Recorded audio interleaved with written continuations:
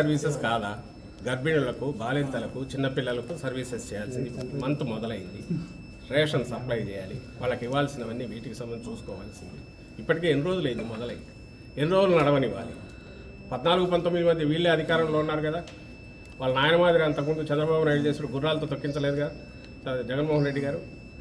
మరి సమ్మె చేస్తూనే ఉన్నారుగా. అయితే ఇప్పుడు నెల వచ్చింది, ఇప్పుడు మళ్ళీ సర్వీసెస్ మొదలు పెట్టాలి కాబట్టి ఎమర్జెన్సీ సర్వీసెస్ కింద పెట్టారు. ఆ ప్రొవిజన్ ఉంది, లేదు వదిలేయమంటారా? సరే, వీళ్ళు ఇట్లే రోడ్ల మీద ఉంటారు, పిల్లలు అట్లే ఇది కానీ ఆకలితో అలమటించని తల్లులు కానీ, బాలింతలు కానీ, గర్భిణులు కానీ వాళ్ళు సఫర్ కానీ ఇవన్నీ కావాలని కోరుకుంటున్నాడా చంద్రబాబు నాయుడు గారి కొడుకు? ఏమన్నా అర్థం ఉందా దానికి మాట్లాడేదానికి? నోటికి ఏది వస్తే అది మాట్లాడడమేనా? మళ్ళీ చెప్తున్నాను, వాళ్ళ తాతను చంపింది ఎవరు? చంద్రబాబు నాయుడు కదా కారణం.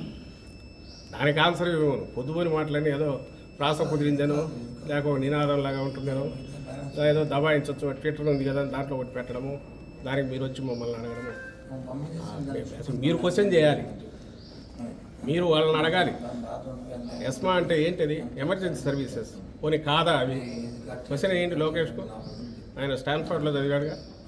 ఎమర్జెన్సీ సర్వీసెస్ కింద వస్తాయా రావా? నెల దాటింది, ఏం చేయాలి? ప్రకటించొద్దా?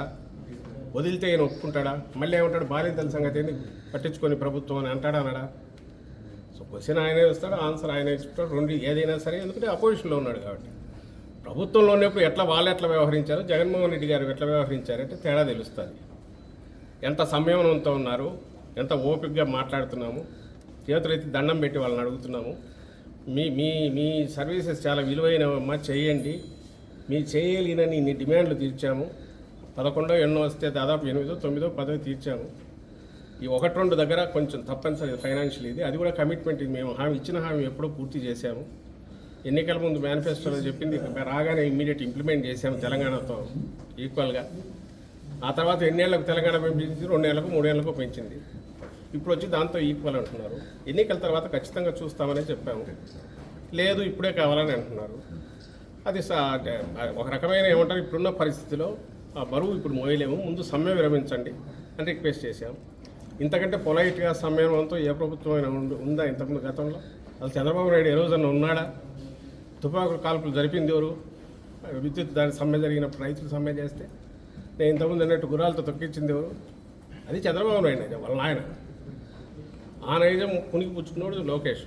ఇతను ఈరోజు మా గురించి జగన్మోహన్ రెడ్డి గారి గురించి క్వశ్చన్ చేయడం కూడా పార్టీకి రాజీనామా చేసినట్టు కూడా ఎందుకబ్బా? ఆయన వచ్చిందే నిన్ననో ఇంకా పూర్తయిన పార్టీ దీనికి కూడా కాలేదు. ఆయన ఏ రీజన్తో వచ్చారో, ఇప్పుడు ఏ రీజన్ చేశారని ఆయన అంటున్నారో కూడా తెలియదు. ఏదో ట్వీట్ ఇచ్చారని అంటున్నారు. దాని అసలు వచ్చింది ఎందుకు వచ్చారో కూడా పూర్తి తెలియదు. అభిమానంతో వచ్చింటే ఆయన కూడా అక్కడ ఏమన్నారు, కొద్ది కాలం పాటు దూరంగా ఉండదలుచుకున్నారు. ఆ రీజన్స్ తెలియాలి. తెలిసినాక దాని గురించి ఏమన్నా. షర్మిల గారు కూడా కాంగ్రెస్ పార్టీలో చెప్పాము ఇంతకుముందు, మీకు చెప్పలేదు. కాంగ్రెస్ పార్టీలో చేరారు, పార్టీని కూడా విలీనం చేశారు. మరి ఆ పార్టీలో జాయిన్ అవటం మరి వైసీపీకి ప్లస్ అవుతుందా మైనస్ అవుతుందా? అసలు మీరేమన్నా? అసలు కాంగ్రెస్ పార్టీ లాస్ట్ ఎలక్షన్స్లో ఎన్ని వచ్చినాయి దానికి? నాకు తెలిసి అయితే 100 కంటే తక్కువ వచ్చాయి ఓటు స్టేట్లో. అలాంటి పార్టీకి సంబంధించినంత వరకు ఎంత తక్కువ మాట్లాడుకుంటే అంత మంచిది లేదు. అసలు షర్మిలమ్మ గారు ఏ రోజైతే తెలంగాణలో పార్టీ పెట్టారో ఆ రోజే ఆమె రాజకీయ ప్రస్థానం ఒక దిశలో మొదలుపెట్టారు. ఆ తర్వాత ఏదైనా తెలంగాణ నుంచి తర్వాత కాంగ్రెస్లోకి రావాలని ఉన్నారు. దాని వెనక ఎవరున్నారని కూడా ప్రజలకు, దేశానికి అందరికీ తెలుసు. ఈరోజుకు తెలుసు. చంద్రబాబు నాయుడు అనే వ్యక్తి అన్ని రకాలుగా ఒకవైపు కాంగ్రెస్ను మేనేజ్ చేస్తూ, ఇంకోవైపు బీజేపీలో తన మనుషుల ద్వారా మేనేజ్ చేస్తూ, పవన్ కళ్యాణ్ను, జనసేనను మేనేజ్ చేస్తూ, నేను ఎప్పుడు అంటుంటాను, ఆర్కెస్ట్రా ఏ నుంచి జడ్ వరకు రకరకాల పార్టీలను, వ్యక్తులను అందరినీ ఇచ్చేస్తూ జగన్మోహన్ రెడ్డి గారు టార్గెట్గా ఎట్లా ఒట్లా అర్జెంటుగా ఆయన దించాలి. ఎందుకంటే వేరే రకంగా ఎదుర్కోలేడు కాబట్టి.